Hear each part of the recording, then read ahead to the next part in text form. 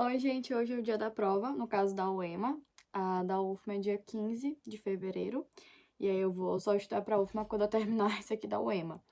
A segunda etapa, se eu passar da primeira, é um pouco mais tranquila, porque o projeto é comum às duas, né? Tanto UFMA quanto UEMA é o mesmo projeto.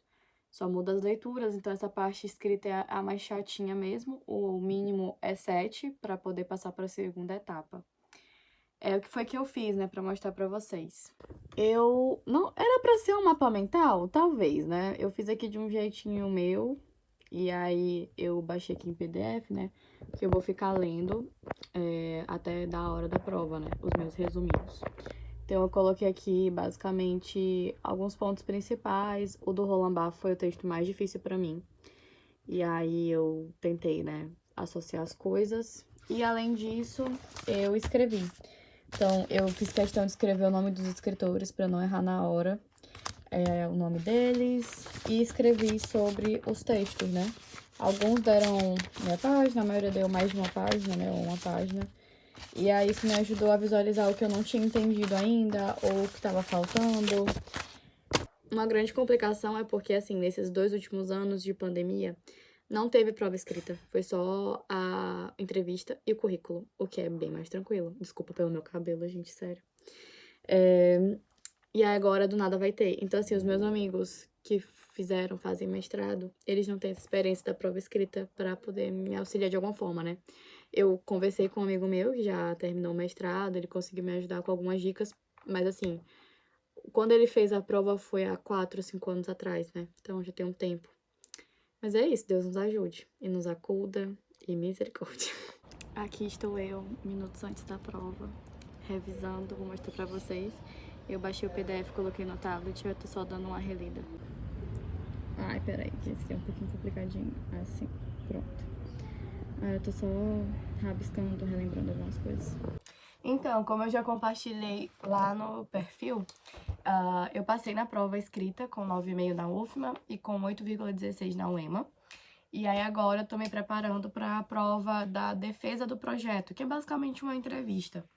Eu tô relendo aqui o edital da UEMA, o da UFMA eu não imprimi, mas tô relendo pelo notebook.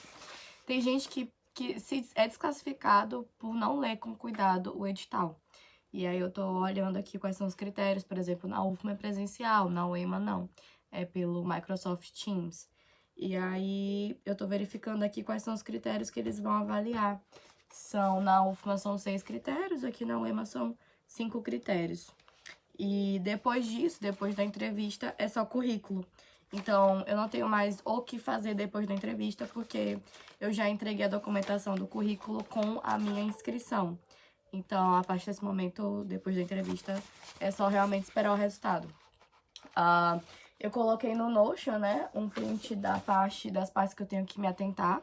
Eu tô com o meu projeto impresso, e aí eu vou ler ele, reler ele, me apropriar desse projeto. Obviamente eu que fiz, mas relembrar, né, já faz um tempo. Verificar quem são os principais autores e pensar nas possíveis perguntas que eles possam ter de acordo com os critérios que a própria banca está apresentando.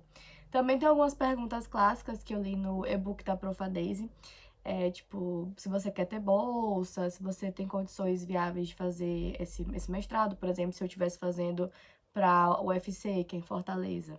Aí varia um pouco. Então, eu vou fazer isso agora.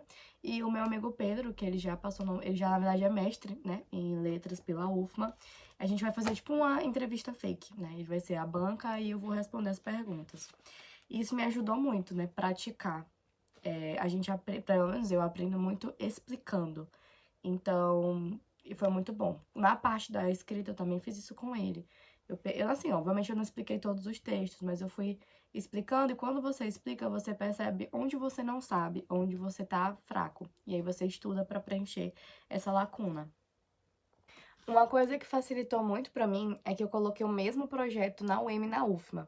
Então, claro que na UFMA eu tive que diminuir 2 páginas, porque lá o máximo era 14, mas a ideia do projeto é a mesma. Então, eu vou estudar para um projeto e vai servir para os 2 seletivos.